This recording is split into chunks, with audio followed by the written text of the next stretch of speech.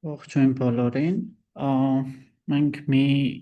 2-3 րոպե կսպասենք, մի փոքր ուշ սկսենք, բայց մինչև սկսելը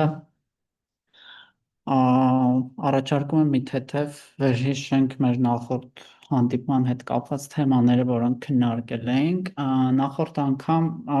կներեք, բոլոր նրանք, ովքեր որ առաջին անգամ են միացել, իմ անունը Ալեքսանդր է։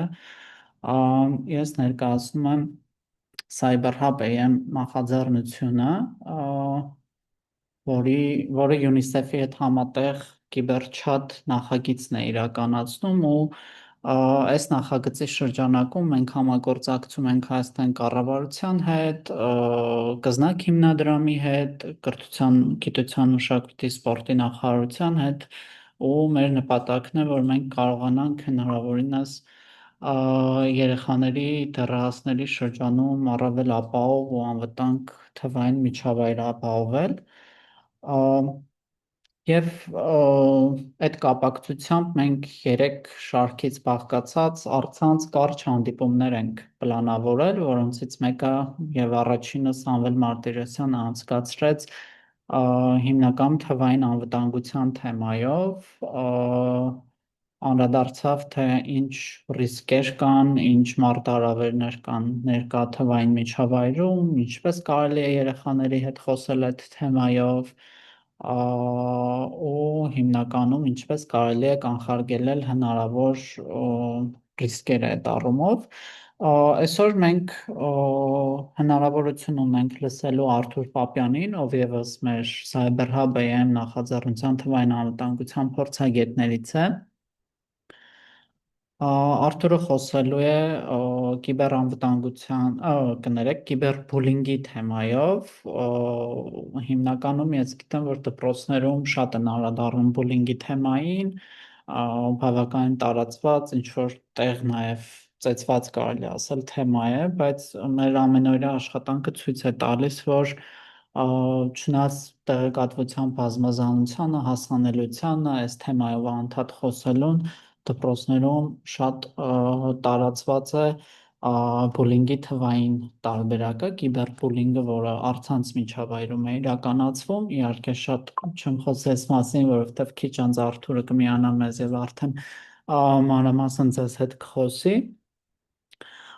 Իմ խնդրանքն է ընթացքում, եթե դուք հարցեր եք ունենում, մենք այստեղ երկու հնարավոր տարբերակներ ունենք, Q գծիկ A կոճակը կախված ձեր Zoom-ի լեզվից կարող է տարբեր կերպ լինի գրված, հա, դա հատուկ չաթ է, որը նախատեսված է հարցերի ու պատասխանների համար։ Մենք կարող ենք ձեր հարցերին եւ գրավոր արձագանքել եւ ուղիղ ձևով, հա, խոսքի միջոցով արձագանքել, բայց նաեւ chat հատվածը ունենք, որտեղ դուք կարող եք գրել ձեր հարցերին նույնպես կարձագանքենք։ Բացի այդ, ընթացքում դուք հնարավորություն ունեք օգտվել raise hand բարձրացնել ձեռքը կոճակի հնարավորությունից եւ եթե դուք բարձրացնեք ձեր ձեռքը, մենք հնարավորություն կտանք, որպեսզի դուք կարողանաք միացնել ձեր տեսախցիկը, միկրոֆոնը եւ ձեր հարցը բարձրաձայնել, ստանալ պատասխան նաեւ այս զուտ տեխնիկական նախապատրաստական հուշումներ իմ կողմից, քանի որ մեզ շատ էին գրում եւ նաեւ հարցնում, արդյոք պրեզենտացիաները, ձայնագրությունը տրամադրելու ենք թե ոչ, այո, այս բայից սկսած կարող եմ ասել, որ մենք բոլոր նյութերը ուղարկելու ենք ձեզ, բայց երբ որ շարքը վերջացնենք, քանի որ մեր այս առցանց վեբինարներին գրանցվել են 1000-ից ավել մանկավարժներ, իհարկե ոչ բոլորն են մասնակցում մեր հանդիպումներին, այդուհանդերձ, որպեսզի մենք շատ ամեն անգամ, հա, 1000 մարդու էլեկտրոնային պոստով չուղարկենք նյութեր, որոշել ենք, որ երրորդ հանդիպումն էլ կիրականացնենք եւ դրանից հետո նոր ձեզ հետ կկիսվենք ամբողջական նյութերով։ Ձայնագրությունները տեղադրվելու են YouTube-ում, որի հղումը կներառենք ձեզ ուղարկվելիք մեյլերում եւ կգցենք PDF ֆայլով 3 հանդիպումների սայիկաշարերը։ Սա էլ այսպես, միայն ձայնագրություններից բացառվելու է կիբերչաթի վիճակագրության վերաբերող հատվածը, նաև սայի կաշարերից, հա, այսինքն այն ինչը որ մենք այստեղ ցույց ենք տալու կիբերչատի վիճակագրության վերաբերյալ, թե ինչ վիճակ է տիրում մեր աջակցության հարթակում, ովքեր են ինչ, այսինքն քանակական առումով, որ մարզից ինչ խնդրով են դիմել եւ այլն, սա միայն մեր այս ներքին ներկայացման համար է նախատեսված եւ ձեզ ուղարկվելիք սայիկ աշխարհերում կամ YouTube-ում դրվելիք նյութերում այդ կտորը հանված է լինելու։ Ես այստեղ Կարինեից Գևորգյան տեսնում եմ, որ հարցնում է բոլորի մոտ է, արդյոք որ տեսանյութը եւ ձայնը միացնել չեք կարող, այո, քանի որ մասնակիցների քանակը շատ է, մենք Zoom-ի վեբինարի ձևաչափն ենք օգտագործում, որը թույլ չի տալիս մասնակիցներին խոսել, տեսանյութ վիդեո միացնել, հա, դրա համար իմ խնդրանքն է, եթե դուք ուզում եք ինչ-որ մի բան ասել, ինչ-որ մի հարց քննարկել, սեղմեք raise hand ձեռքը բարձրացնելու կոճակը ու մենք ձեզ այդ հնարավորությունը կընձեռենք, որպեսզի կարողանաք ձեր հարցը տալ։ Այս պահի, եթե նախորդ մեր հանդիպման հետ կապված ինչ որ հարցեր ունեք կամ արձագանք ունեք, որով ուզում եք կիսվել, կարող եք արդեն իսկ raise hand կոճակը սեղմել ու մենք ձեզ հնարավորություն կտանք, որ խոսեք։ Գոհարի հարցին էլ պատասխանեմ, այո, կարող եք կիսվել մեր նյութերով, հանդիպման, երբ որ Արթուրը բուն հատված ավարտի, ձեզ ցույց կտանք նաև կիբերչատի, ես գիտեմ, որ մեր որոշ մասնակիցների համար դա կրկնություն է լինելու, բայց ցույց կտանք մեր կայքը, այնտեղ տեղադրված բովանդակությունը, որը ամբողջությամբ կրթական նպատակներով կարող եք օգտագործել։ Կարծում եմ կարող ենք սկսել, բայց մինչև խոսքը Արթուրին փոխանցել է, քանի որ ելին մասնակիցներ միացան, խնդրում եմ չաթում ակտիվ լինել, գրել ձեր հարցերը, հիշեցնեմ, որ այս նախաձեռնությունը մենք իրականացնում ենք UNICEF-ի հետ համատեղ, Միացյալ Թագավորության կառավարության աջակցությամբ, ու կիբերչատը առաջին հարթակն է, որ նախատեսված է երեխաների դեռահասների կիբերբուլինգի, տարբեր տեսակի հարձակումների աջակցության համար, իրավական, տեխնիկական ու հոգեբանական ուղղություններով։ Այս որպես նախաբան Արթուր Պապյանին արդեն ներկայացրել եմ, Արթուրը կարող է խոսել, կարծում եմ։ Այո, բարև ձեզ, եկեք հասկանանք, իմ ձայնը նորմալ լսվում է, թե չէ, և տեսնում եք, Ալեքսը քիչ առաջ որոշ ներկայացրեց մեզ նախնական ինչ-որ կանոնների մասին, բայց ես ուզում եմ սկսեմ նորից շատ կարճ հասկանալով արդյոք մենք ինչ-որ պրակտիկ առնչություն ունեցել ենք, թե չէ, չաթում տեսնում եմ, որ գրում եք, որ ձայնը նորմալ է, շնորհակալություն, և մի բան էլ, եթե մենք փորձում ենք ռեակցիաներ տալ, դուք բոլորդ պտամատերի, չգիտեմ, սրտիկների այդպիսի բաների տեղը գիտեք, չէ,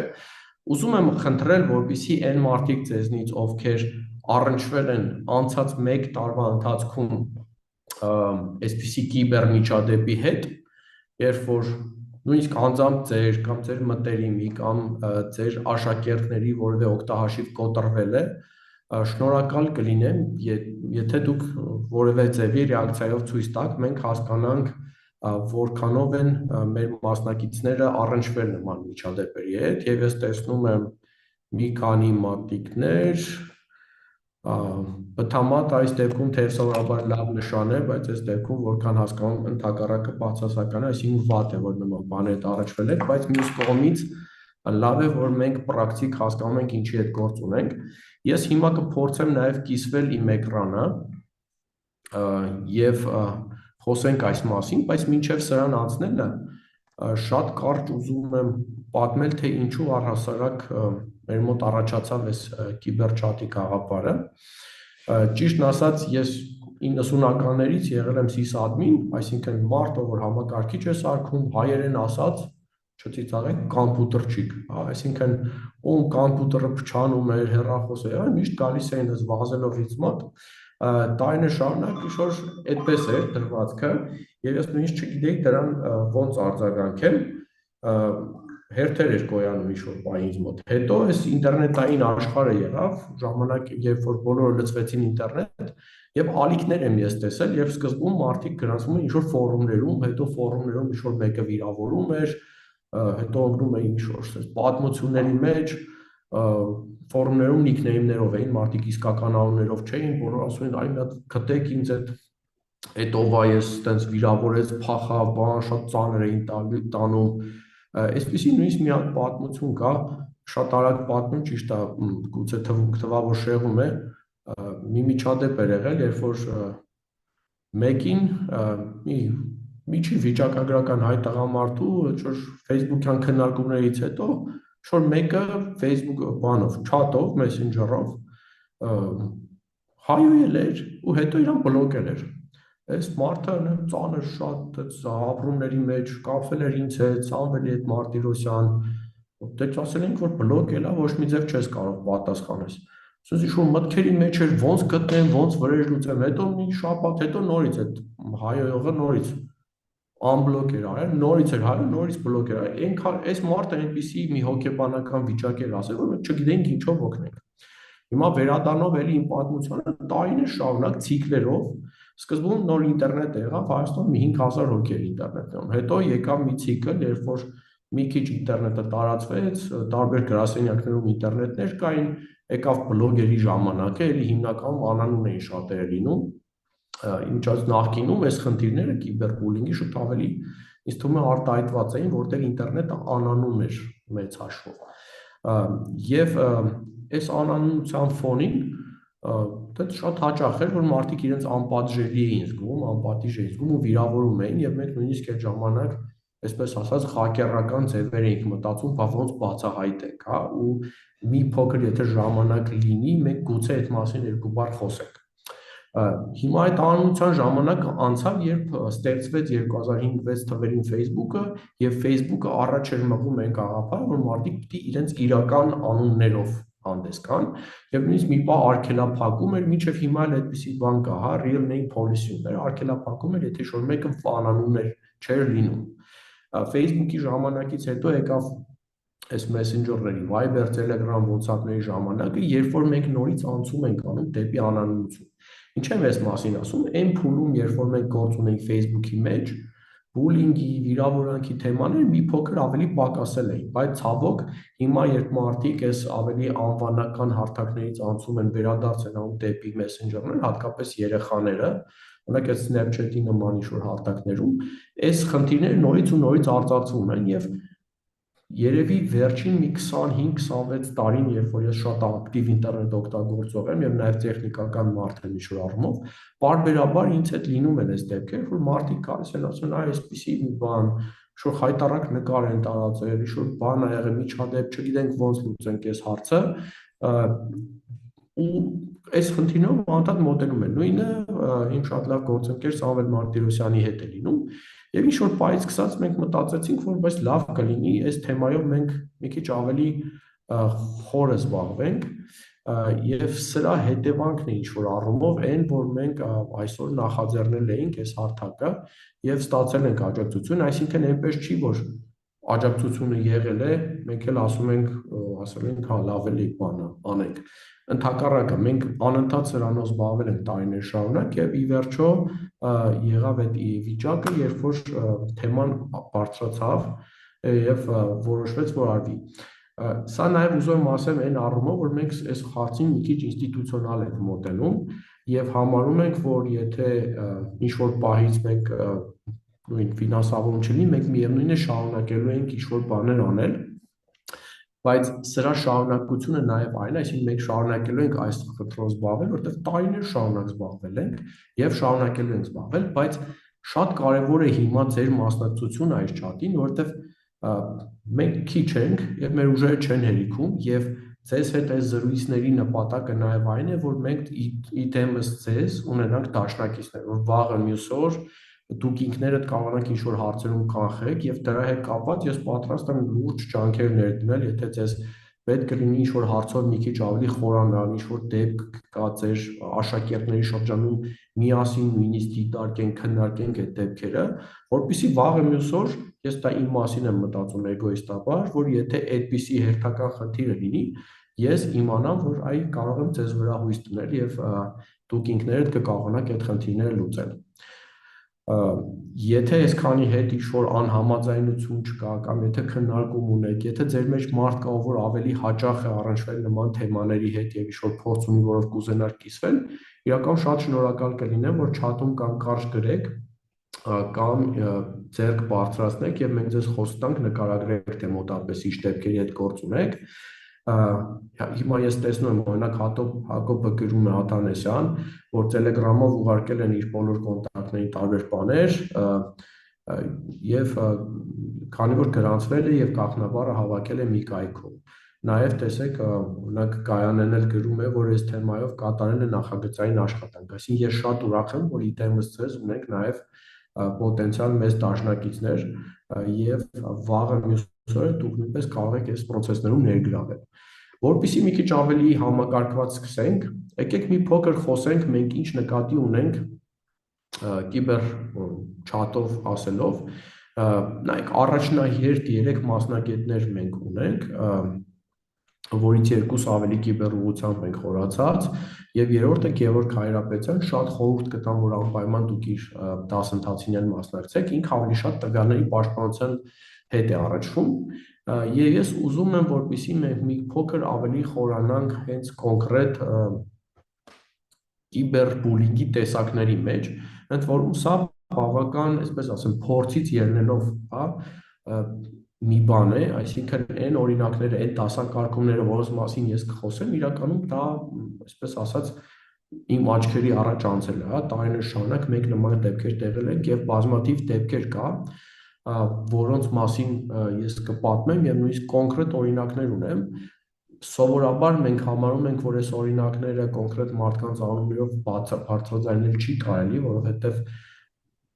ցանկացած կոնտակտ, որ մեզ հետ լինում է, այսինքն եթե օրինակ դուք եք մեզ դիմում ձեր ինչ-որ աշակերտի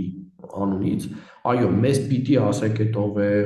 դուք պիտի ներկանաք, որ մենք հասկանանք, հա, ում հետ գործ ունենք, հաճախ պետք է լինում, որ մեզ ինչ-որ սկրինշոթեր տաք, հա,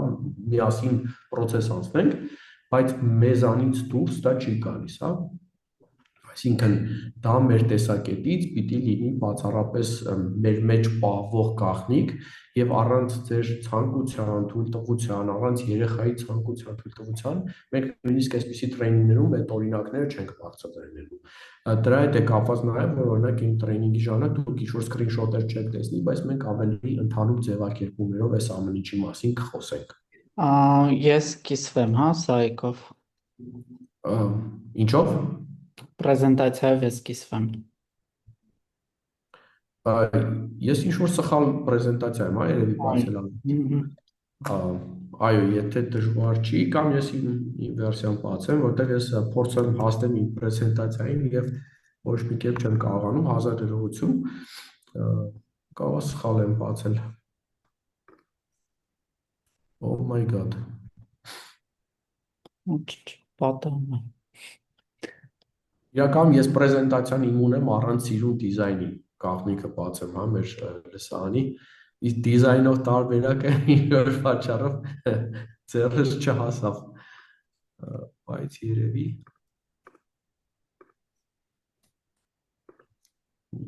Canva-ով էր, չէ, բայց Mail-ով առանձին ֆայլը ուղարկել եմ։ գրողը տանի։ Okay, մինչև դու կգտնես, ես էլի հիշեցնեմ, որ մենք ակնկալում ենք ճիշտ էզումի այս տարբերակը ձեզ թույլ չի տալիս ցանկացած բայի միացնել ձեր վիդեոն ու միկրոֆոնը եւ խոսել, ինչի համար ցավում ենք, բայց շատ են մեր մասնակիցները դրա համար այս տարբերակն են ընտրել, բայց միևնույնն է ակնկալում ենք, որ ակտիվ կլինեք ու ձեր հարցերը կբարձրաձայնեք, որ հնարավորինս իրականում սա այդքան էլ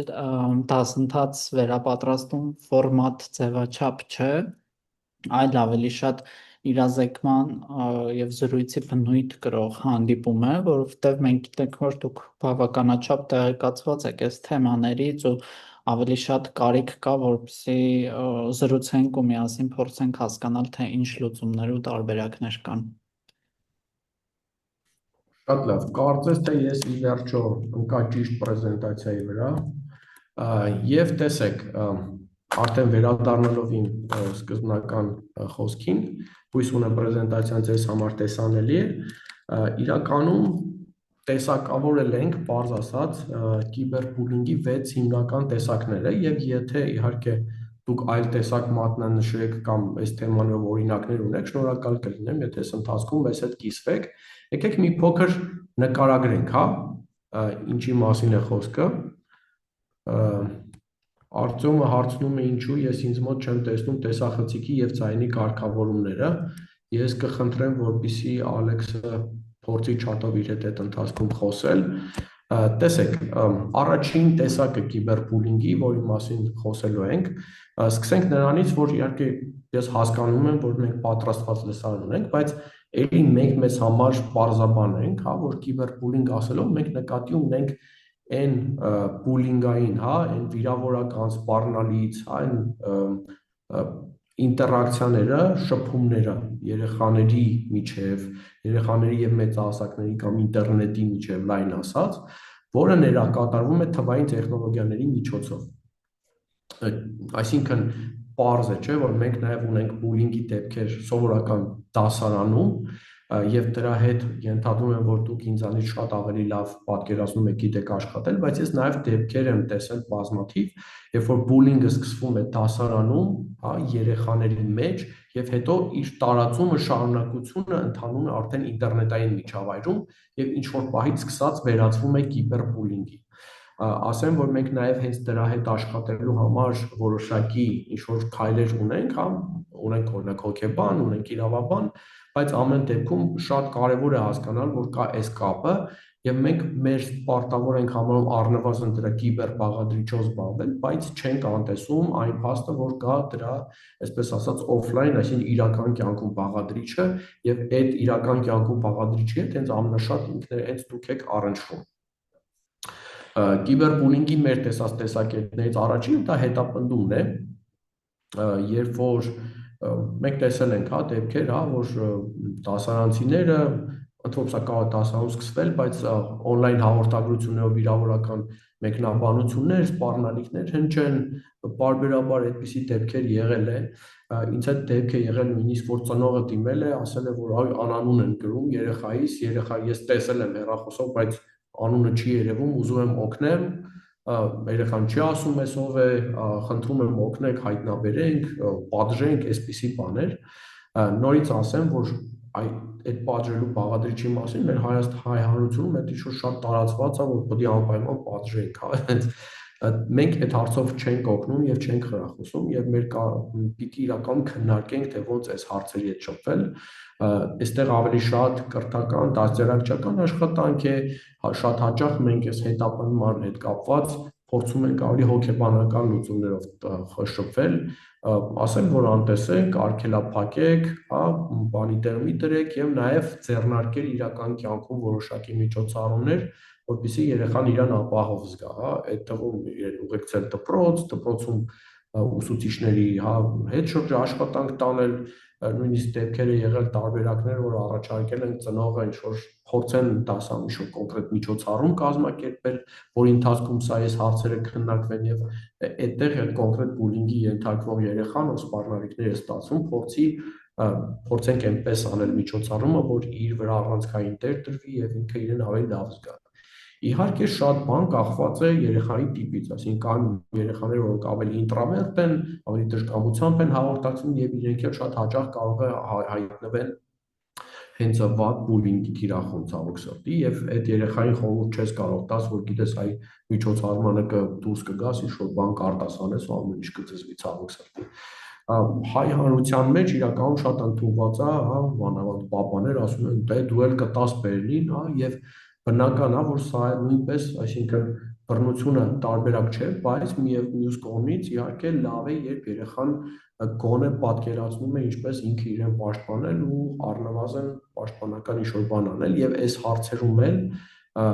ինքը շատ լավ է, երբ շփվում է նախ, ուսուցչի հետ է խոսվում, ծնողների հետ է խոսում, կարող է մեզ հետ առնչվել եւ մենք էլ եմ ասում կտրամադրենք այդ դեպքերի համար հոգեբան եւ մենք կտրամադրենք նաեւ այդ դեպքերի համար իրավաբան եւ բացառված չի, որ այո, ինչ որ դեպքերում ցավոք սրտի տարբերակը կարող է լինել տվյալ դասարանից մտածել երեխային այլ դասարան տեղափոխելու հարցը։ Իհարկե շատ լավ է, երբ մարդու կայացման փուլում ինքը դա հաղթահարի եւ հետագայում մշտապես կզգա, որ այ ինքը մի բանով հաղթեց, ինքը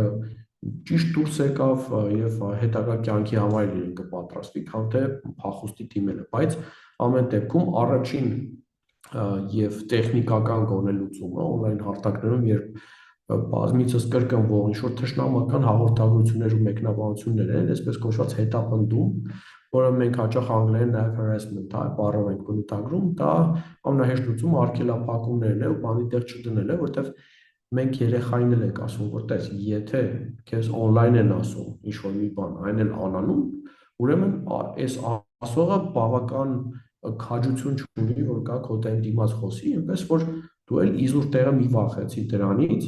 բայց իհարկե այս ասելուց զուգահեռ մենք խոսում ենք ծնողի հետ, որ ամեն դեպքում ուշադիր եղեք երեխային, ջրեք իրեն ուղեկցեք դպրոց, հետո վերադարձեք դիմավորեք մի քանի օր, հասկանանք, սա ենթադրում է աշխատանք, հա, process։ Հաջորդ երևի տեսակը բուլինգի, որը կարելի է տարբերում ենք մենք, դա այսպես կոչված ֆլեյմինգն է, երբ որ շատ կոնկրետ հարձակումն է առցանց, այսինքն եթե առաջին դեպքում դա մի հոգու կողմից պարբերական ինչ-որ բաներ գրելն է, հա, կոմենտներ թողնելը, այսպիսի դեպք ունենք, օրինակ մի աղջկա հետ է դա շատ հաճախ եղել, որ եւ ես նույնիսկ կասկածներ ունեմ իր հետ խոսելուց էլ էի ասում, ես տղան քեզ ուղղակի շատ հավանում է, տարբեր նիկնեյմերով կոմենտներ էր անում իրեն ու ինչ որ քեզ էստեղ տեսա, քեզ այնտեղ տեսա, աղջիկը դրանից իրեն շատ վատ էր զգում, որ իրեն հետևում են եւ այլն, մենք իր հետ դեռևս շփվում ենք, հասկանանք ինչ ընթացք պիտի տա եւ իդեպ ասել, եթե ել եմ ասում, դուք ունեք խորհուրդներ, բաղադրատոմսեր, շնորհակալ կլինենք, որ նաեւ այդ մասին խոսեք, այս պահին մենք իրեն ասում ենք, որ նախ առաջի հերթին կոնկրետ դեպքի մասին խոսելով, մարդը ձեզ հետապնդում է, բայց ակնհայտ է, որ ինքը ոնց ասեմ, դες հավանում է ու սպառնալիք չի։ Իհարկե դա կարող է իդեալ ֆիքսի առնել ու պետք է շատ զգույշ ու նրբորեն այդ բառապաշարն հետևել, հասկանալ ինչի հետ գործ ունենք, բայց ամեն դեպքում այս հետապնդումը, այս harassment-ը այդքան ագրեսիվ չի։ Հաջորդ տիպը հարձակման, որը մեր սլայդում երևի տեսնում եք, դա flaming-ն է, որը շատ կոնկրետ, վիրավորական բնույթ է գրում, հատկապես առցանց միջավայրում, հատկապես խաղերում է լինում սա, օրինակ երեխաներից մեկը, որ մեզ դիմել էր Minecraft-ում, ընկերների խումբ էր, որ անընդհատ հենց փորձում էր խաղալ, մտնում իրեն սպանում էին, իր պերսոնաժին չէր կարողանում զարգանալ, ինքը շատ ծանր էր դա տանում։ Մենք նախ իրեն առաջարկեցինք տեխնիկական լուծումներից, հա, առհասարակ իր մոտ ընկերները տեղափոխվել Minecraft-ի լրիվ այլ սերվեր, հետո առաջարկեցինք նաև ցույց տվեցինք Roblox, հա, հարթակը, ասենք այս շատ ավելի լավ խաղակն է, այն նրանք էլ իրան ինչ-որ երկար ժամանակ չէին գտնում, ոնց որ երեխից թողեցին իր կյանքով ապրի, ու սա թվում է, որ փախուստ է իրականությունից, բայց մյուս կողմից այս վիրտուալ աշխարհը ինքը իրենով փախուստ է, հա, այսինքն եթե մարդիկ ժամեր են ծախսում այդ վիրտուալ աշխարհում ու այնտեղ ինչ-որ բան ծանր են տանում, ի տարբերություն իրական կյանքի, ինձ թվում է ամեն դեպքում ողջամիտ է առաջարկել տեղափոխվել այնպիսի հարթակ, որտեղ քեզ թույլ ավելի պաշտպանված կզգաս, մանավանդ եւ ստեղծել սեփական փոքրիկ համայնք է, այս դեպքում օրինակ 3 հոգանոց խմբով ընկերների, իրենք հիմա Roblox-ում ինչ-որ շատ իրենց լավ են զգում։ Էլի երևի մեր տեսակետից մեծահասակների այդ երեխայի փոքրիկ տրագեդիան, որ Minecraft-ում չեն թողում ինքը խաչի զարգանա, երևի մեր մեջ մարդիկ կան, որ ինչ չգիտեն այդ Minecraft-ն ինչա, Roblox-ն ինչա, բայց երեխան պատկերացրեք դա շատ ծանր է տանում եւ ինձ թվում է ամեն դեպքում կարեւոր է, որ գոնե փորձել իրեն տեխնիկական ինչ-որ լուծումներ առաջարկել եւ այս բոլոր օրինակները, որ ես բերում, ես նաեւ ձեզ բերում եմ որպես առաջարկներ նման միջադեպերի հետ հանդիպելիս, թե ինչ կարելի է խորհուրդ տալ կամ ինչ ուղղությամբ փորձել աշխատել։ Ամեն դեպքում նաև ինտերնետում շատ կարևոր է, որպեսզի երեխան ճիշտ ընտրի ինչ հարթակում է, որտեղ հարթակներ կան, որոնք շատ տոքսիկ են, հա, շատ թունավոր հարթակներ կան։ Օրինակ X.com-ը, Twitter-ը, այնտեղ մենք մի դեպք ունենք, երբ որ երեխան ֆուտբոլասեր էր եւ շատ ինտենսիվ իր համակրանքը արտահայտում էր կոնկրետ թիմի նկատմամբ եւ հակառակորդ թիմից իր վրա հարձակվելն, ընդ որում ասեմ ձեզ, իսկ հայկական չի, ինչ-որ Մանչեսթեր Յունայթեդ, Արսենալ, ինչ-որ կռիվների մեջ էր, ինքը ինչ-որ հայոյանքների մեջ խորացել էր երբեն, եւ X.com շատ վատ հարթակ է, այնտեղ մոդերացիա գոյություն չունի, որևէ ձև արդարության հասնել չի լինում, եւ միակ տարբերակը մենք առաջարկեցինք կամ բլոկ անել բոլորին massական, կամ ցույց տվեցինք Արսենալի ֆան ակումբը վեբսայթ կա, իր ֆորումը, ասենք ինչ կնի, գնան թե քո համար գրի, այնտեղ այսպիսի թշնամական բաներ չես տեսնի եւ քեզ շատ ավելի լավ կզգաս։ 1000 ներողություն, մի հատ կոկորդս մաքրեմ։ Այս էլ հիշեցնեմ, ես տեխնիկական ընդմիջման բանն եմ, հովանավորն եմ, քանի որ պարբերաբար մեզ նոր մարդիկ են միանում եւ չաթին չեն հետևում, տեսեք, տեսախցիկը եւ ցայնը միացնելու հնարավորության բացակայությունը տեխնիկական խնդիր չէ, այսինքն Zoom-ի այս ձևաչափն է այդպեսի, եւ եթե դուք ուզում եք միացնել ձեր տեսախցիկը կամ որևէ բան բարձրաձայն ասել, հա, ձեր միկրոֆոնով, ուղղակի գրեք մեզ չաթում կամ ձեռք բարձրացնելու կոճակը սեղմեք ու մենք այդ հնարավորությունը կտանք ձեզ։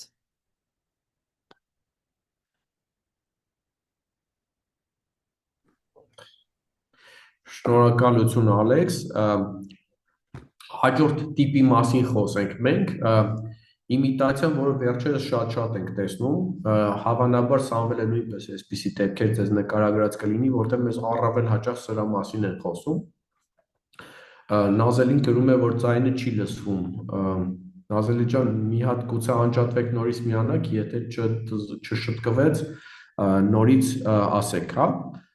Եվ ասում են մարդիկ, որ ձայնը ցածր է, մի հատ փորձեք ձեր սարքի կարգավորումներով, եթե չի լինում, անջատվեք միացեք, եթե չի լինում, ես կփորձեմ ամեն դեպքում հաստատ ունեմ մյուսներից, որ ձայնը նորմալ լսվում է, այսինքն հավանաբար ձեր սարքի հետ խնդիր ունենք։ Այս հաջորդ կիբերբուլինգի տեսակը, իմիտացիա կոչվածը, մենք սրա հետ շատ հաճախ ենք հանդիպում, հատկապես գեղեցիկ աղջիկների հետ է լինում, երբ որ իրենց հրապարակային դրած նկարները կամ նույնիսկ դեպք ունենք բոլոր վերջը անցած շաբաթվա դեպք եմ ասում, երբ որ պրիվատ դրած, հա, մասնավոր դրած նկարները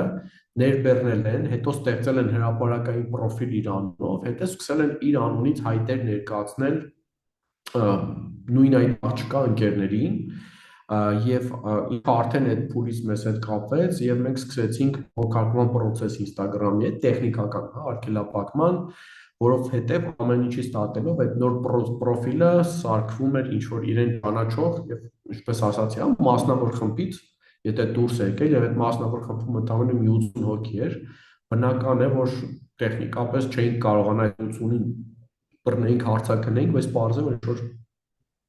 ինչ որ մեկը Հատ խանգարեմ, հա, ճիշտ ենք հասկանում, որ այսինքն կրկնօրինակում են օգտահաշիվը, այդ մարդը ֆոտոներ ունի, նոր օգտահաշիվ անունով հետ իրանից կապվում է։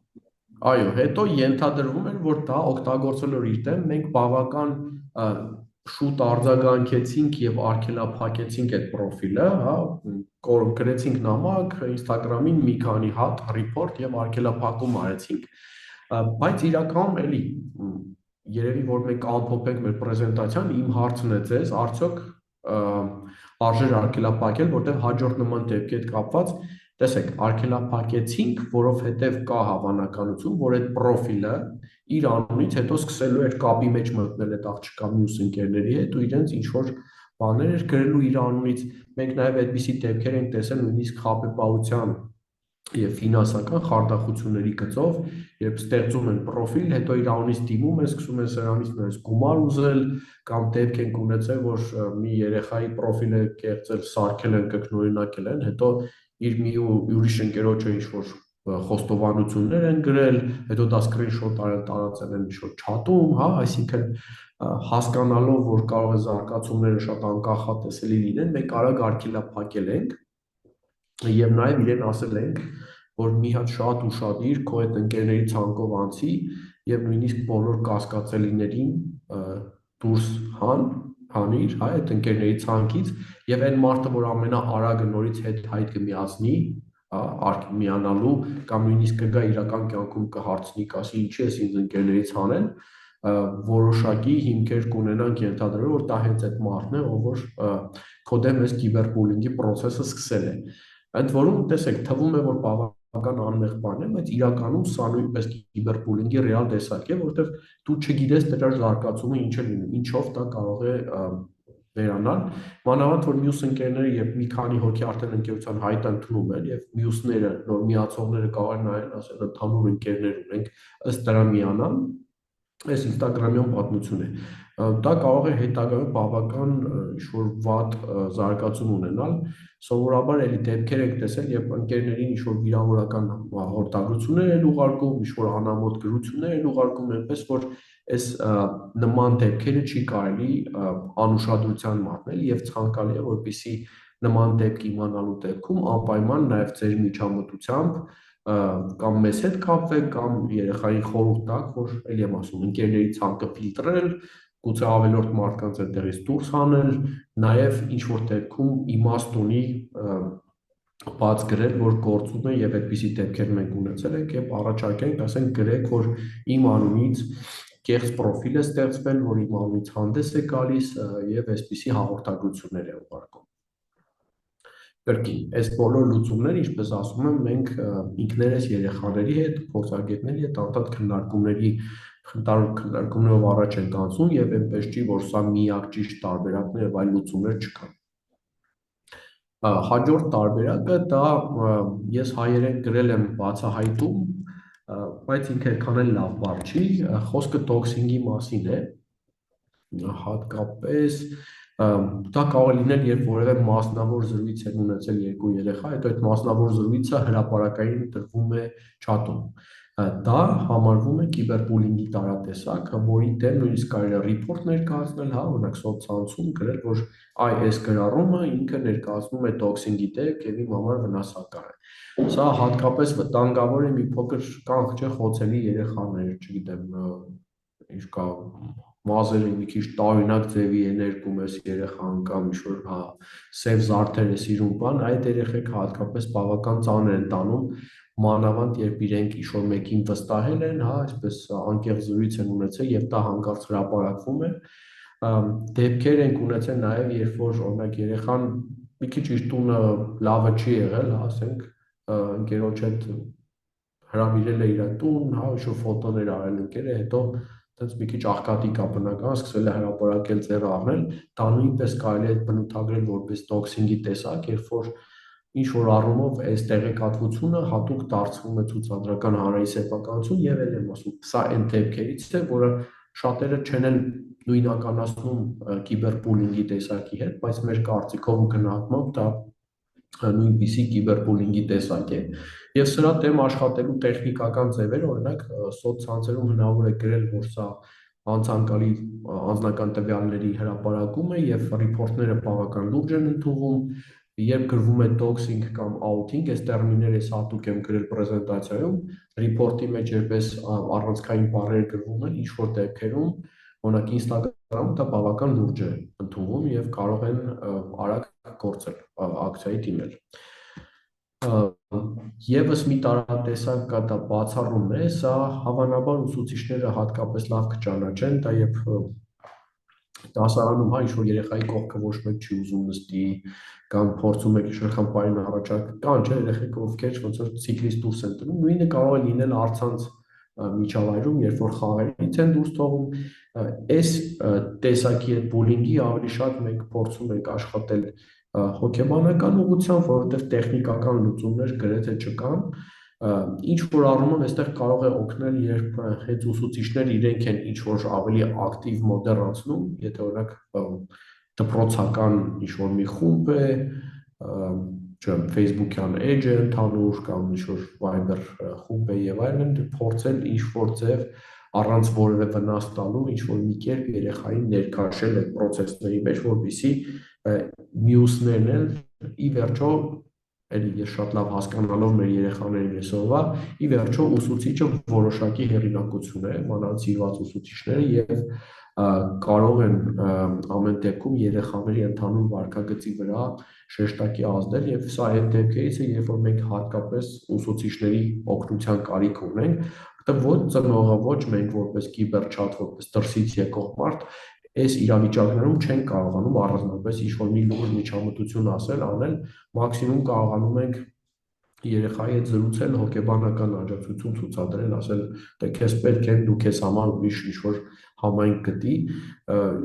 երեխա գիտեմ, որ ինքը դրա պատճառով լեհերեն էր սովորել, որովհետև իր դպրոցական շրջապատում չէր լինում, ինչ-որ խաղ էր շատ սիրում խաղալ դոտա, այդ խաղով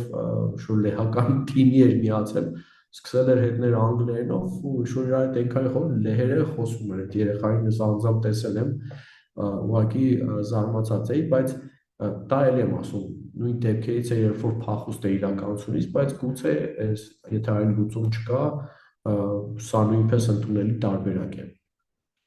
Եվ վերադառնալով իմ պրեզենտացիային վերջին երևի տարատեսակը, որը մենք տարբերակում ենք, դա cyber stalking-ն է, երբ որ էլի ինքը շատ նման է իրականում եւ առաջինին եւ երկրորդին, երբ որ կեղծ ֆիկտիվ պրոֆիլներ են հետևում եւ տարբեր կեղծ հաշիվներով դիմում են, սովորաբար դա մի հոգի է անում, stalking-ի մի առավել տարածված տեսակ մենք տեսել ենք, երբ որ երեխայի հեռախոսում ինչ-որ լրտեսական ծրագիր էին գցել, լրտեսական չի, կա այսպիսի ծրագիր 360 security, չէ, այսպիսի մի ծրագիր էին գցել, որն ասում էր, այ դու հիմա ես իշտ էստեղ ես, այ դու հիմա այնտեղ ես եւ այլն։ Այս դեպքերում օրինակ երեխաները շատ անապահով էր զգում, իրեն թվում էր, որ իրեն անընդհատ հետևում են եւ իսկապես անընդհատ հետևում էին։ Մեր լուծումը իրականում եղավ այն, որ առաջարկենք, որպեսզի նախ հեռախոսը ուսումնասիրենք, մենք կարողանում ենք հեռավար ստուգել հեռախոսը եւ իր մեջ բացահայտել, այդպես էլ գտել ենք, որ այդպիսի մի վնասաբեր ծրագիր կար եւ քայլեր ուղարկել ենք, թե ինչպես այդ ծրագրից ազատվել, այնպես ստացվեց, որ երեխային ֆիզիկապես չեն կարողացել տեսնել, այդ ծրագիրը հեռացրեց հեռախոսի միջից եւ նաեւ մի փոքր իր հետ զրույցներ են եղել, հասկացել ենք, որ էլի շատ դեպքերում, երբ մենք տեսնում ենք, որ սպառնալիքը on-line է լինում, էլի միշտ չի, որ սա ունիվերսալ լուծում է, բայց ասում ենք, որ տես, երբ քեզ կեղծ պրոֆիլով են, ֆիկտիվ, on-line են հետևում, ամեն ինչից դատելով տվյալ մարդը այդքան քաջություն չունի, որ իրական կյանքում քեզ հետ շփվի,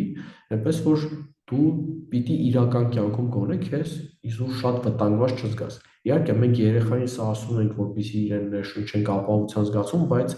հետևի պլանում, այսպես ասած, մենք ամեն դեպքում խոսում ենք եւ ծնողների հետ եւ փորձում ենք իձև կապել եւ համոզվել, որ իրական կյանքում ամեն դեպքում որոշակի հսկողություն արվում է, որպեսզի հանկարծ ինչքան էլ թվա on-line սպառնալիք է, դա իրական կյանքում որևէ վնասի չբերի։ Իմ ժամանակը բավական արագ է անցնում, ամեն դեպքում կարծում եմ, որ մենք այս բան մասին մի փոքր խոսեցինք, բանն այն է, որ բուլինգը եւ կիբերբուլինգը իրար հետ շատ փոխկապակցված հասկացություններ են եւ հաճախ ինչ-որ process սկսում է իրական կյանքում դասարանում, հետո վերաճում է կիբերբուլինգի on-line եւ կամ հակառակը, ինչ-որ on-line խաղում կարող երեխեքը իրար չհասկանան, ինչ-որ chat-ում մի բան զրուցեն, դուրները չգա, դա հաջորդ օրը տեղափոխվի դասարան եւ վերաճի բռնցքամարտի։ Մեծ հաշվով մենք գիտենք, որ էլի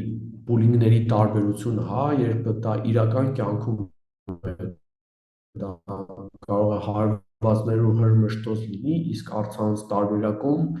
չկա ֆիզիկական շփում, բայց նախ երեխայի վրա հիմա երեխաները շատ ավելի on-line կյանքում են ապրում, հաճախ դա ավելի ծանր է դառնում։ Եվ կա նաև մի բաղադրիչ, երբ որ այս կոմենտները կարող է տարբեր անընդհատ մնալ, գիտեք, սոցցանցերը օրինակ սովորույթ ունեն, օրինակ մի տարի հետո հիշեցնում են, որ դու անցած տարի էս ինչ բանով էի զբաղված, օրինակ դեպք ենք ունեցել, երբ որ էլի մի այդպիսի աղջնակ էր, ով որ մի տարի էր մոռացել էր, Facebook-ը հիշեցրել ինքը նորից նույն տրավմային ենթարկվել էր։ Եվ դա բավական մտահոգիչ է եւ այդ դեպքերն է, որ պիտի երեխայի հետ աշխատել, ասել, որ կամ մաքրի, արգելափակի, ոչ մոռացի սրա մասին։ Մենք նաեւ տեսնում ենք, որ անցած միջավայրում այնտեղ, որտեղ ծաղր վիրավորանքները տեքստային հաղորդագրություններն են եւ առցանց տիրույթում դրանց հետ աշխատելը երբեմն ավելի հեշտ է, որտեղ դու ուղղակի կարող ես ֆունկցիաներ կիրառես։ Շատ պրոբլեմային է բամբասանքների մասը, առցանց իրական կյանքում կոնե հնարավոր է տարածել, առցանց արտակներում դա երբեմն այնպես է անում, որ երկար ժամանակ կարող է մեջքի հետևում այլ չաթերում ինչ-որ զրույցներ լինի, սովորական չաթում երեխայի հետ խոսել սկրինշոթեր անեն, հատկապես Snapchat-ի հետ եք մենք այսպիսի բաներ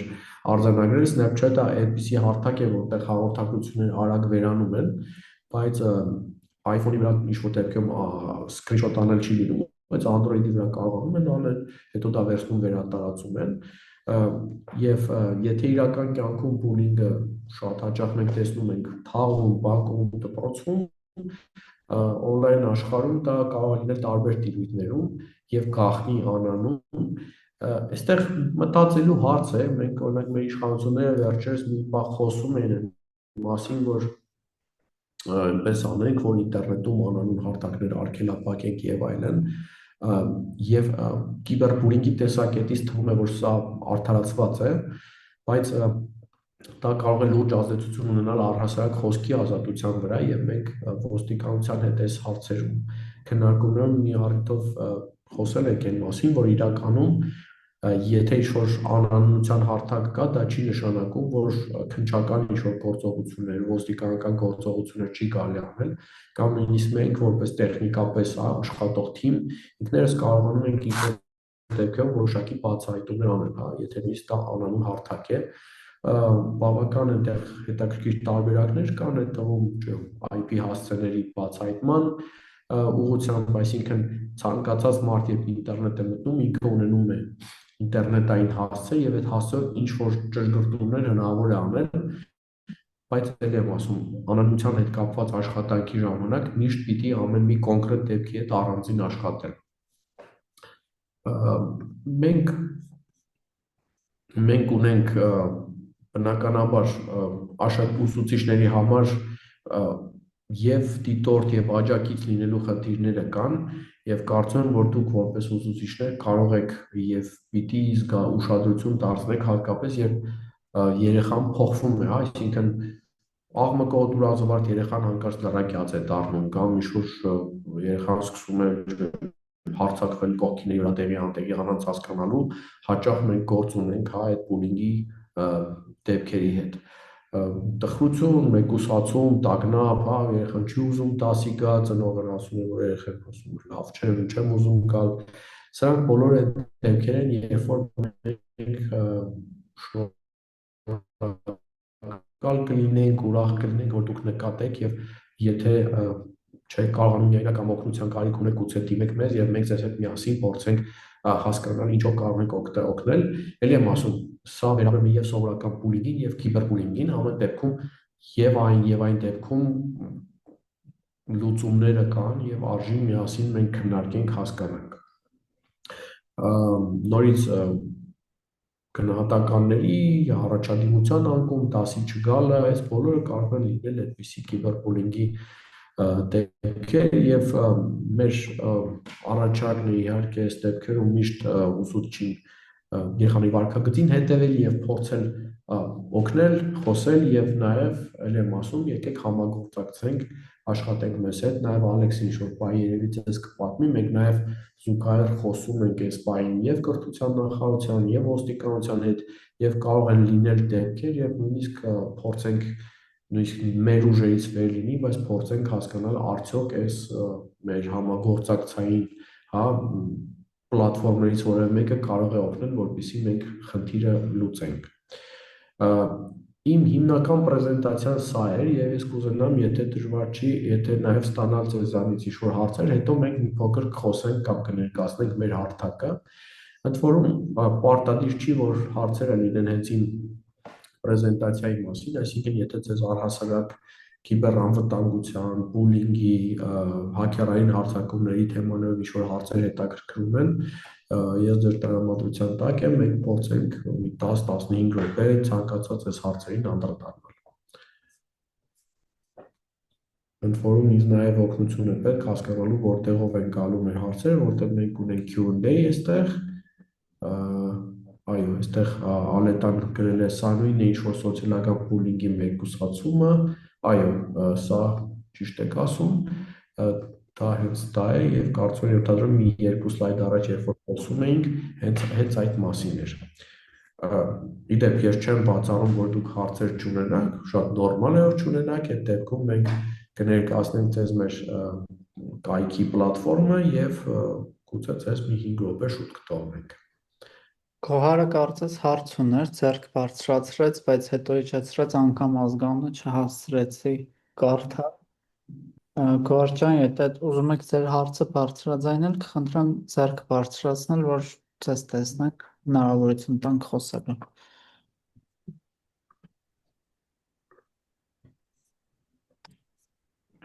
Եվ ելի եմ ասում, կիբեռանվտանգության հետ կապված նաև ցանկացած հարց, որ ձեզ հետաքրքրում է, համեցեք, սիրով կպատասխանեմ, որտեղ այս ամբողջը շատ փոխկապակցված է, այս կիբերբուլինգի աշխարհը, կիբերհանցագործությունների աշխարհը, այնպես որ կարող է հարցից մի այլ հետաքրքիր թեմա նույնպես բացվել։ Ես տեսնում եմ, որ նոր հաղորդագրություն կա, շատ շնորհակալ եմ ձեր դրական մեկնաբանությունների համար եւ ձեզ էլ չեմ ուզում ավելորդ տանջենք, քանի որ հարցեր չկան, երևի կխնդրեմ, որպեսզի Ալեքսը մի փոքր ցույց տա մեր պլատֆորմը, ես էլ մի հատ էլ կոկորտս, հարց եկավ։ Լուսինեն հարցնում է ինչ պաշտպանական մեխանիզմներ կառաջարկեք, որ բանը չհասնի կիբերբուլինգին։ Իրականում իմ ցինիկ պատասխանը կլինի առաջարկեք երեխային ինտերնետ չմտնի, բայց դա հասկանում եք, որ տարբերակ չէ։ Իսկ Գոհարը երևի գրում է, որ պատահական հպում էր ծանոթանում է կոճակների հետ։ Տեսեք, շատ լավ հարց եք ասում, ինչ պաշտպանական մեխանիզմներ կառաջարկեք, եւ ամենաբարդը այն է, որ այս հարցը չունի պատասխան, որովհետեւ շատ ինդիվիդուալ է եւ հասկանալի է, չէ՞ որ մարդիկ տարբեր խառնուրդներ ունեն։ Օրինակ ասում սիրում եմ շփվեմ, ինձ նույնիսկ դա զվարճացնում է, երբ առցանց հարտակում ես երկար ժամանակ բլոգ եմ ունեցել եւ փորձել եմ մի վրա կոլեկտիվ ինչ-որ գրո անել, դա ես դիտարկում եմ որպես մի լավ հետաքրքիր մարտահրավեր, հələ տեսնեմ ոնց եմ ես իրանց հապից գալի։ Այսինքն մարդկա իրան դա նույնիսկ կարող է դրական, բայց կան մարդիկ, ովքեր դրանից ընդհակառակը փակվում են եւ չեն կարողանում կողմնորոշել թե ինչ անել։ Օրինակ, որ չի կողմնորոշում նման իրավիճակում ինչ անել, ով էր։ ես էի կներես Ալեքս մտածեցի ավարտել ես, օրինակ չգիտեմ, միշտ մեր փորձը կողքից որպես դիտարկողը ցույց է տվել, որ ցանկացած խնդրի մասին շատ զգայուն ձևով խոսելը միշտ օգնում է, այսինքն լսարանում քննարկելը, թեկուզ հենց օրինակներով դիտարկելը, խոսելը բացասական կողմերի մասին, հետո չգիտեմ, ոսկե կանոններ մտածել, ինչ որ արժեքներ, որոնք որ շատ կարևոր են, հա, այս թեմաներով դաստիարակչական ինչ որ առումով զրույցները միշտ ավելի օգտակար են լինում կանխարգելիչ տեսակետից։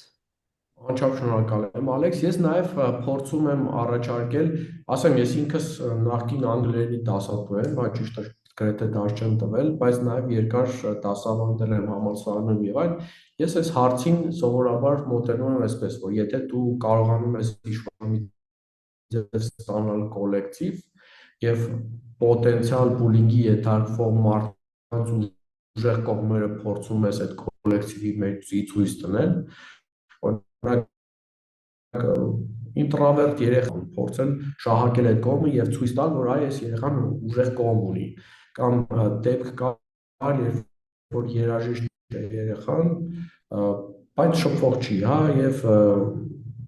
իրեն բերեցինք խոսելով ուսուցչի հետ, որ դպրոցի բացում, փակում այդ միջոցառումներին ինքը իր գործիքով նվագի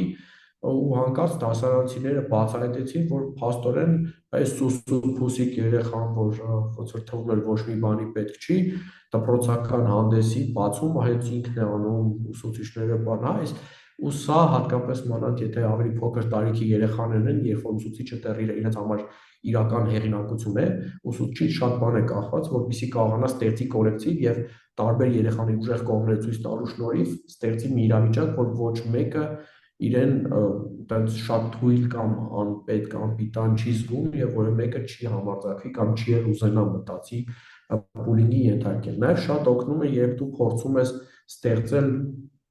կոլեկտիվ, ասել որ այ դուք էս ինչն եք, սա ձեր նույնական, դուք չգիտեմ 6-ի B դասարանն եք, դուք լավն եք, դուք այս ինչը ունեք, մյուսները տեսեք, պիտի դուք իրար պաշտպանեք, այս թեմաները բնականա որ ել եմ ասում, կախված էլի շատ ինդիվիդուալ կոնկրետ երեխայից, կոնկրետ դասարանից եւ նույնիսկ կոնկրետ ուսուցչից, հա, մի ուսուցիչ կարող է շատ լավ խրախուսական ճառեր է ասում, մյուսը գուցե հակառակ կարող է շատ լավ խմբային աշխատանքի միջոցով ստեղծել իրավիճակ, որ դասարանում փոքրիկ կլաստերներ են ձևավորում, խմբեր, որոնք միասին իրար օգնելով են աշխատում, այնպես որ վստահ եմ, որ հիմա մի քիչ որ փորձենք խոսել, դուք էլ մի քանի այդպիսի լավ լուծումներ կառաջարկեք։ Ես տեսնում եմ, որ այստեղ հակասող հակադրական երկու հարցեր ունենք, ես միանգամից ձևակերպած տամ, հա, որ հարթաս ուսուցիչներից մեկը ասում է, որ օրինակ արգելել են հեռախոսները, սմարթֆոնները դասարանում, դպրոցում առհասարակ բերել, օգտագործել, մեկ այլ ուսուցիչ էլ ասում է այդ պարագայում ինչպես վարվենք, եթե մեր շատ բաներ, հա, թվայնացված են, օրինակ, չգիտեմ, նախորդ վեբինարին հարց հնչեց, օրինակ QR կոդեր են ներառված դասագրքերում, այս պարագայում ինչպես կարող ենք այդ հեռախոսների օգտագործման հարցը կարգավորել, հա, ու այս ամեն ինչի կապը նաև ինչքանով կարող է խորտ լինել կիբերբուլինգի հետ։ Շատ լավ հարց է եւ հարցը ամենահետաքրքիրն այն է, որ հարցը բոլորովին ինձ չի ուղված, հարցը բոլորիս է ուղված, նաև ձեզ սիրելի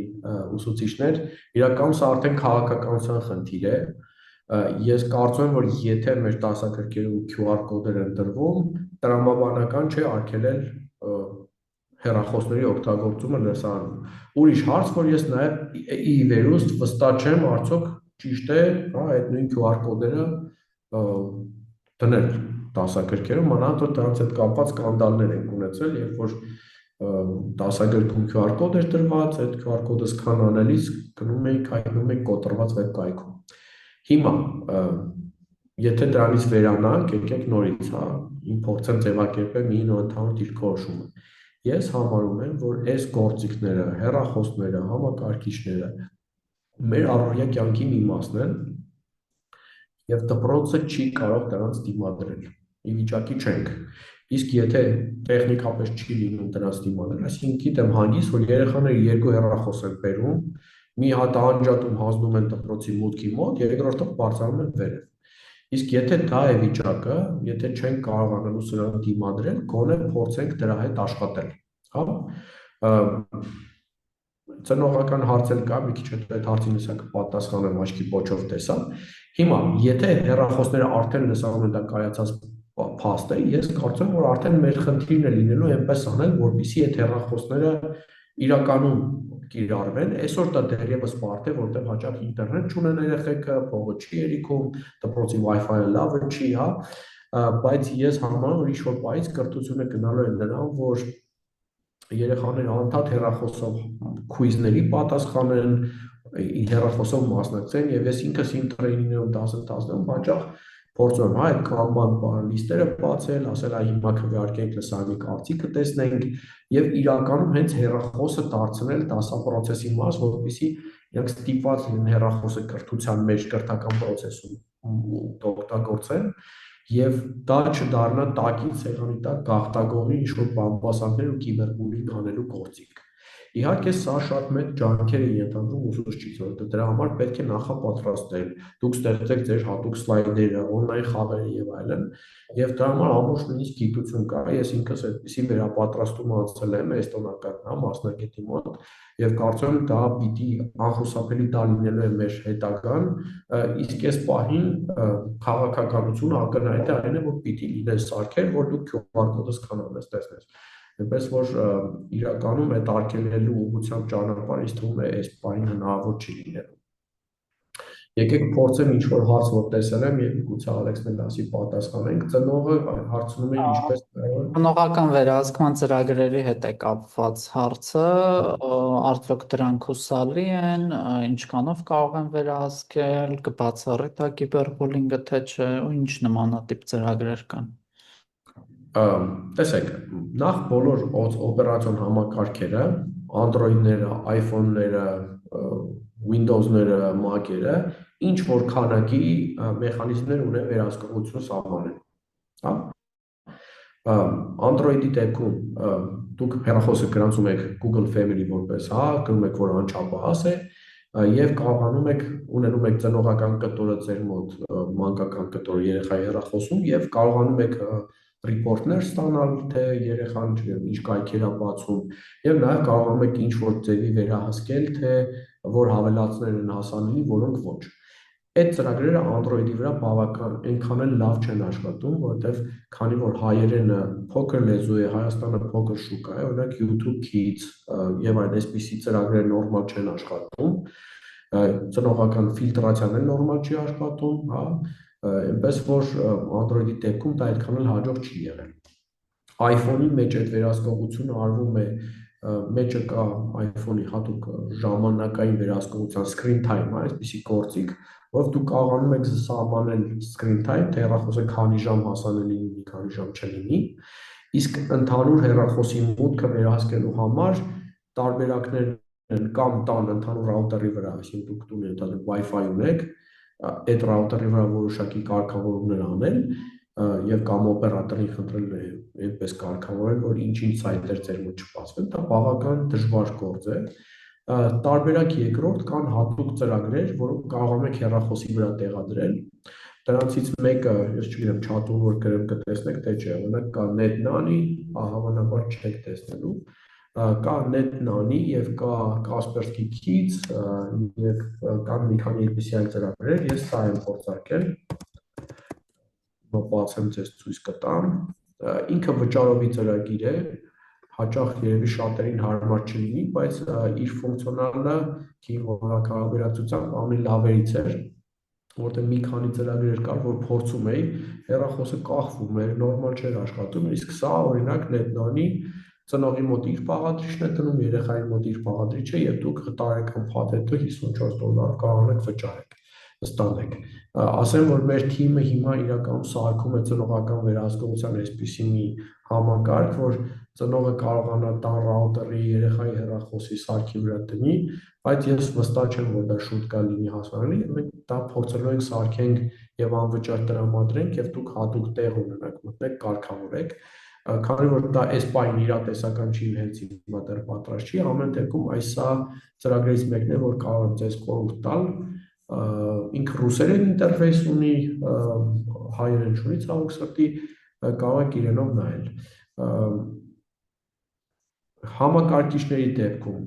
կա Microsoft Family համակարգը, Windows համակարգիչների համար, այն ենթադրում է, որ ծնողը Microsoft Family Safety անվճար է, հասանելի է, ծնողը հեռախոսի մեջ մտնում ստանում է admin մուտք, հետո երեխայի համար սարքում է օգտատեր տվյալ սարքի վրա, տվյալ համակարգչի վրա եւ կարողանում է հստակ սահմանել, թե իր որ երեխան քանի ժամ, ինչ բրաուզերներից, ինչ ինտերնետից օգտվում, ինչ կայքերից։ Windows-ի վրա սա առավել հարմար, անվճար հեշտ աշխատող համակարգ է, էլի կապը ոնց որ ասում անվճար աշխատող համակարգ է, ձեր տան բոլոր, ես օրինակ տեսեք, ես կարգավոր բերած ունեմ տեստային ինչ-որ մի տարբերակ, երբ որ դուք ինչ-որ մեկի համար սարքում եք եւ իր օգտահաշվի համար սահմանում եք, թե ոնց անել, ինչ խաղեր իր համար հասանելի լինեն, այսպես կարգաբերում եք, եւ կարողանում եք կառավարել, բայց քանի որ սա տեստային օգտահաշիվ է, պետքա դեռևս կոնկրետ սարք միացվի եւ իր համար կարգավորվի։ Դուք նաեւ կարողանում եք սրանով որոշակի Microsoft Family քաշել փորձարկել Android-ի iPhone-ի վրա։ Ես փորձել եմ, էլի ցավոք սրտի ինչ որ բաներ լավ չեն աշխատում, դրանով չեմ կարող այդպես միանշանակ խորհուրդ տալ, ոնց որ քիչ առաջվա մատնանշածս NetNAN-ի համակարգը։ Եթե ինձ օգնեք, եթե այլ հարցեր կա, պատասխանեմ, եթե ոչ, հիշեցնեմ, որ մեզ քիչ ժամանակ մնաց եւ պետք է դեռ կիբերչատի հարթակից էլ խոսենք, խնդրում դու ինքդ որոշի ոնց ենք Մի ամեն հոգի ունենք, որ ուզում է խոսել, Ադամյանն եմ ես տեսնում, որ գրված է, դուք կարող եք ձեր հարցը տալ։ Բարև ձեզ, պարոն Բաբյան, Ալեքսանդրի ասած այդ QR կոդերի հետ կապված հարցը անցած վեբինարին ես եմ բարձրացրել։ Հիմա տեսեք, ստացվում է, որ թե պարոն Մարտիրոսյանը դեմ է, դուք դեմ եք։ Մի խոսքով մեր մեդիա դաշտի այսպես ասած լավագույն մասնագետները բոլորը դեմ են։ Խնդրում եմ հարցս չքաղաքականացնեք, բայց այն տպավորությունն է, որ ստացվում է մեր նախարարությունը առանց որևէ մեկի հետ խորհրդակցության գնացել է նման քայլի։ Չեք կարծում, որ ինչպես ասում են, եթե Սարը չի գնում Մուհամեդի մոտ, Մուհամեդն է գնում Սարի մոտ,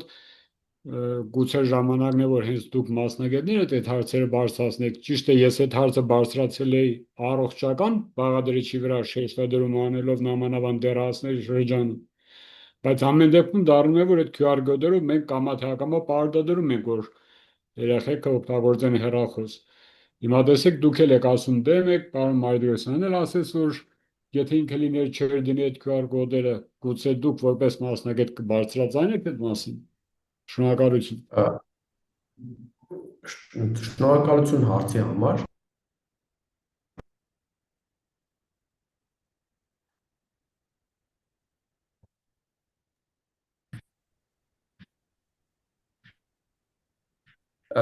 Եկեք արձանագրենք, որ ինքնականության հարց է եւ եթե որոշումը կայացված է, արժի այդ ուղղությամբ գոնե մտածել ոնց անել։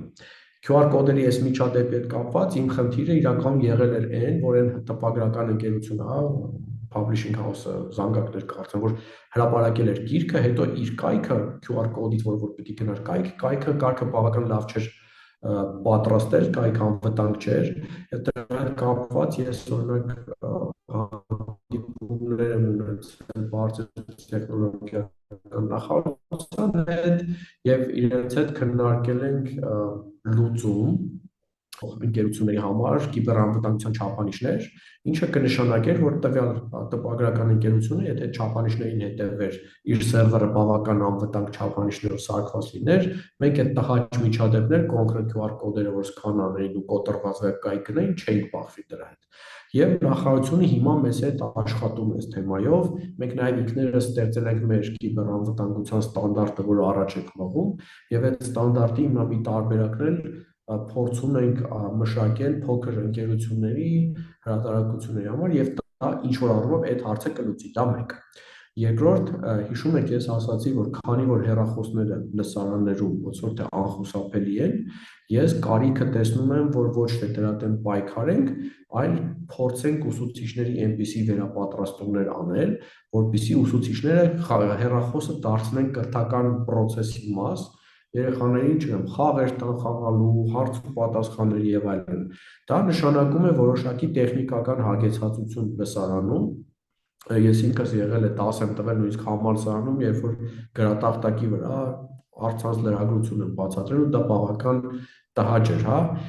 Եթե ինչ որ պահից սկսած լսարանները տեխնիկապես այնպիսի հագեցածություն ունենան, որ լինեն նորմալ ինտերնետ, նորմալ պրոյեկտորներ, երեխաները կարողան հեռախոսով կրթական process-ին մասնակցեն, դա շատ լավ է։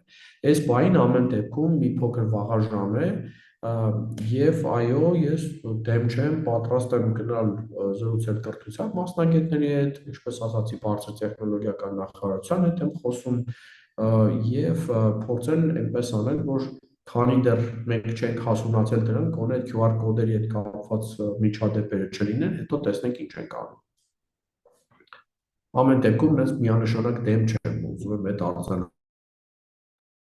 Վերջին երևի ընդհանրական մի հատ հարց կա ChatGPT-ի հետ կապված, ինչ կասեք դրա մասին, բայց ենթադրում եմ առհասարակ արհեստական բանականություն, կիբերբուլինգ հարաբերակցության մասին է հարցը։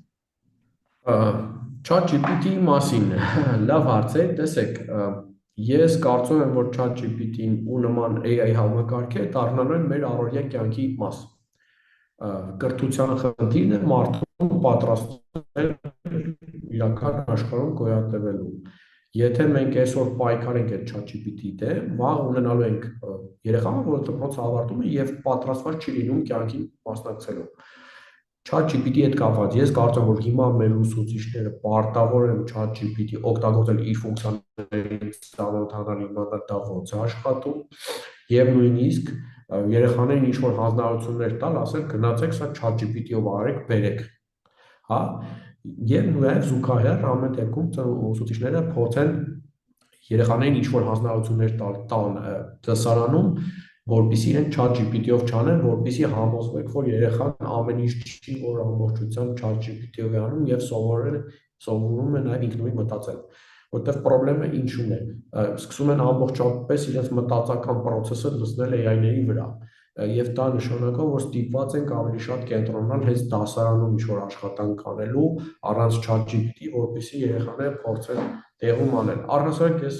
շատ դեմ եմ, երբ որ ինչ-որ տոննաներով տնային աշխատանք է հանձնարարվում, շատ լավ կլինի, որպեսզի կրթական process-ը մաքսիմալ լինի տեղում լսանում, եւ ես դա ասում եմ որպես մարդ, ով ավարտել է ամերիկյան դպրոց, հա, այսինքն ես տեսել եմ, որ այնտեղ մաքսիմալ քիչ են տնային աշխատանք տալիս եւ փորձում են այնպես անել, որ դասարանում լիքը աշխատանք արվի։ Իդեպ ես դպրոց ավարտել 96 թվին, արդեն այն ժամանակ Ամերիկայում այդպիսի շեշտ կար, իսկ մեր մոտ մինչև հիմա ես տեսնում որ երեխաներին տոննաներով ինչ-որ տնային աշխատանք են հանձնարարում, հետո էլ մամաները մինչև կեսգիշեր գոռում են ու լացում են, որպեսզի այդ երեխան այդ տնայիններ անի։ Հիմա մամաները սկսել են ChatGPT-ի միջոցով տնային անել, երեխեքին են սովորեցրել ու դա էլ ավելի վատ է, որտեղ մենք ինչ-որ կարծես բոլորս իրար խաբելով զբաղված լինենք, ուսուցիչը ինքը իրեն խաբում է, որ ինքը ինչ-որ բան սովորացրեց տնային տվեց, երեխան խաբում է, որ տնային ինքն է արել, բայց մաման է արել, մաման էլ խաբում է, որտեղ իբր ինքն է արել, բայց ChatGPT-ն է արել, շատ абսուրդ ինչ-որ մի վիճակի մեջ է, ես չգիտեմ սրա հետ ոնց վարվել, էլ եմ ասում, իմ լուծումը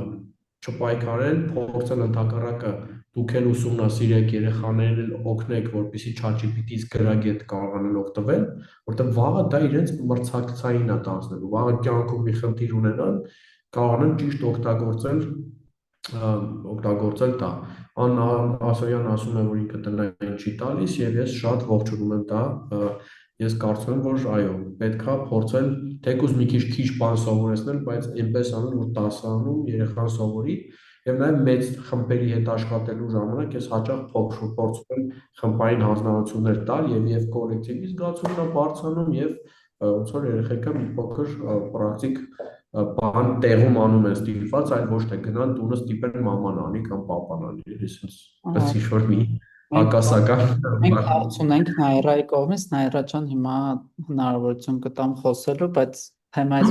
շեղվելով ես էլ արձագանքեմ այս հարցին, համաձայն եմ Արթուրի հետ, որ պետք է ավելի շուտ մենք սովորեցնենք ճիշտ օգտվել, քան թե դրա դեմ պայքարել, որովհետև տեխնիկապես պայքարը արդյունքի չի բերելու, բայց մյուս կողմից էլ ասեմ, որ ChatGPT-ի պատասխանը երբեք էլ բավարար չէ ու երեխեքը միշտ պիտի կարողանան այդ ChatGPT-ի տվածը տարբեր աղբյուրներում ստուգել, հետո այդ մտքերը վերաձևակերպել, այսինքն իրանք գիտելիք պիտի ունենան, որ այդ տված ինֆորմացիան կարողանան ավելի ճիշտ վերաձևակերպել, այնպես որ այդքան էլ ես կասեի մի փոքր միֆային է, որ արհեստական բանականությունը մարդկանց դադարեցնում է մտածելու կարողությունը դրսևորել, իրականում չէ, արհեստական բանականությունը ավելի շատ մտածելու տեղի է տալիս, որովհետև իր տված ինֆորմացիան պետք է տարբեր ֆիլտրերով երեխաները մարդիկ անցկացնեն ու վստահ լինեն, որ ճիշտ է ներկայացված տեղեկությունը։ Նաիրան ձեռքը իջեցրեց, երևի էլ հարց չունի, առաջարկում եմ ես շատ արագ Այստեղ իրական շատ հարցեր ունենք, առաջարկում եմ շատ արագ մի փոքր ներկայացնեմ մեր կիբեր չաթ պլատֆորմը բուն, այս անգամ երևի վիճակագրությանը չանդրադառնանք, որովհետև կարծում եմ մեծամասամբ նույն մասնակիցներն ունենք, ովքեր առաջին անգամ էին միացել մեզ, բայց եթե կունենաք հարցեր, կարող եք ընթացքում գրել, Արթուրը, մեր թիմը կարձագանքեն նաև ձեր հարցերին գրավոր։ Չաթ Ալեքս, մինչև սկսես, նախ ես բոլոր հարցերը հիմա կարդում եմ եւ տեսեք, այս հարթակը, որ Ալեքսը ձեզ ներկայացնում է, սա իդեալական հարթակ է նաեւ մեզ հետ կապի դուրս գալու համար, այնպես որ եթե այս սեմինարից հետո դեռ ինչ-որ քննարկելիք կունենաք, կուզենաք մեզ հետ կապի դուրս գալ, կարող եք իհարկե օգտվել այս հարթակից եւ մեզ հետ կապվել։ Փորձեմ ավելի արագ ներկայացնել, տեսեք, այստեղ ունենք ինչ անել, եթե բաժինը, այս բաժնում մենք տարբեր դասակարգումներով ներկայացնում ենք, թե ինչ խնդիրների կարող են բախվել երեխաներն ու դեռահասները եւ յուրաքանչյուր խնդիր իր հնարավոր զարգացումներն ու սցենարները ունի։ Այսինքն հնարավորինս բազմազան ձևով ներկայացված են հավանական խնդիրները, որոնց լուծումները կարող եք գտնել այս կայքում, ընդ որում յուրաքանչյուր բաժին մտնելիս դուք կստանաք այն չափով տեղեկատվություն, որը կարող եք ձեր համար պատրաստել դպրոցում դասընթաց երեխաների կամ ծնողների համար, որովհետև այստեղ բոլորը գործնական խորհուրդներ են, հուշումներ են, թե ինչպես կարելի է վարվել տարբեր իրավիճակներում։ Ընդ որում այստեղ հնարավորություն ունեք ընտրելու երեխա, ծնող, մեծահասակ տարբերակը, ըստ այդմ բովանդակությունը վերաձևակերպվում է եւ ադապտանում է համապատասխան տարիքային խմբի կարիքների, այսպես ասեմ։ Երբ որ մտնում ենք պատահականության սկզբունքով, բացեմ որևէ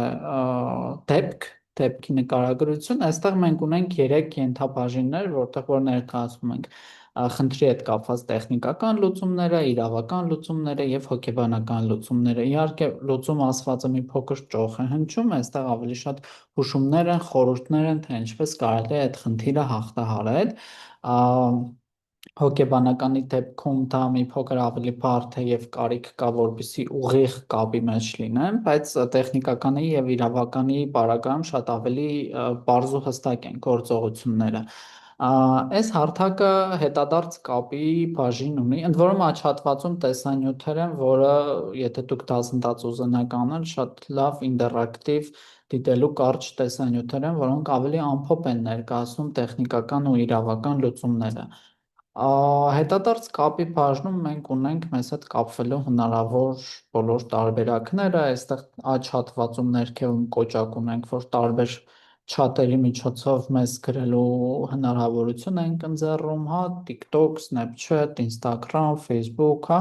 այս բոլոր հնարավոր հարթակներում մենք ներկայացված ենք ու կարող եք մեզ գրել կամ զանգել, որը որ նաև 24/7 ռեժիմով հասանելի հեռախոսահամար է։ Ռեսուրսների բաժին ունենք, որտեղ որ կրթական շատ նյութեր կան UNICEF-ից, Cyber Hub-ից, սրանք բոլորը մեր հոդվածներն են, տեսանյութերն են, որոնք որ սովորեցնում են ոչ միայն թվային, առհասարակ ծնողավարության, կրթական տարբեր մեթոդների կիրառման մասին, Cyber Hub-ում ավելի տեխնիկական բովանդակություններ են, այսինքն X, Y, Z խնդրի դեպքում ինչպես կարելի է դրանց լուծմանը հասնել, իրականում այս կայքը ձեզ համար ամենամեծ կրթական ռեսուրսն է, որ կարող եք օգտագործել ու ավելի մեծ ռեսուրս է, քան այն սայիկաշարերը, որոնք որ մենք ցուցադրում ենք այս մեր հանդիպումների ընթացքում։ Այսքանով երևի կարևոր որևէ բան երևի բաց չեմ թողել, այստեղ բլոգներ ունենք, որտեղ որ տարբեր իրազեկման նյութեր են գրում հոգեբանական, իրավական հարցերով, չգիտեմ, օրինակ, եթե տեխնիկական խնդիրներ են լինում, շատ կարևոր է ապացույցների հավաքագրումը, օրինակ սկրինշոթեր հավաքել եւ այլն, որպեսզի հետո եթե դու ինչ-որ տեղ դիմես օգնության, կարողանաս նաեւ իրավական գործընթացով հարցին լուծում տալ։ Արթուրը մի թեթև նշեց, մենք համագործակցում ենք կրթության, գիտության, մշակույթի, սպորտի նախարարության հետ եւ այս ծրագիրը համաձայնեցված է նաեւ նախարարության հետ եւ մենք համագործակցում ենք ներքին գործերի նախարարության հետ հատուկ ծանր դեպքերը